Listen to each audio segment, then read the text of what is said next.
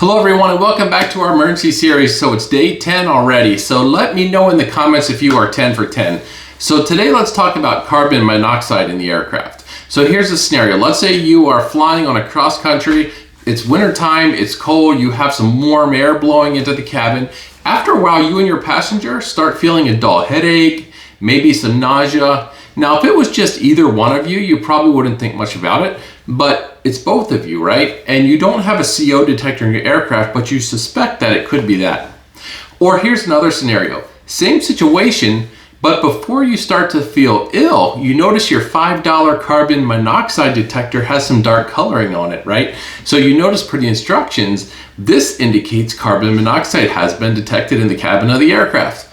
So which scenario would you rather have play out? So what is carbon monoxide to begin with, right? So it's a colorless, odorless gas, which is a byproduct of combustion. So to know if you are starting to experience higher levels of CO in the cabin of the aircraft, you really need some indicator to measure it, right?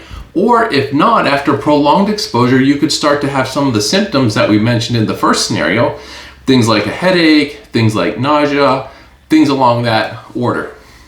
So let's say you start to suspect CO, either by how you are feeling or by some indicator. What steps do you take to mitigate this?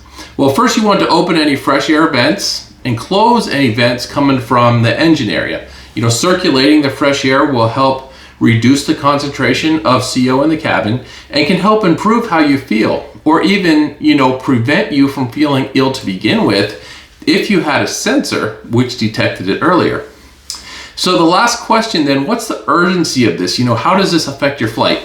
Well, without an actual parts per million counter, there really isn't any way to say. Of course, even with the cabin ventilated and the fresh air circulating, you'll be fine to return to your home airport.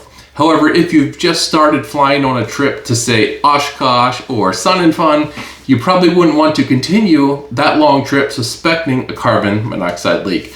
And aside from the CO risk, you don't really know what's going on mechanically with the engine and exhaust system, which has triggered this alert to begin with, right? So in an effort to prevent CO leaks then in your airplane, you should prioritize regular inspections of the exhaust system, air ducts, seals, things along that line. This includes looking for cracks and holes in the exhaust system. And to prioritize your safety, maybe check on those cheap CO detectors that let you know that there might be a problem before you start to feel ill.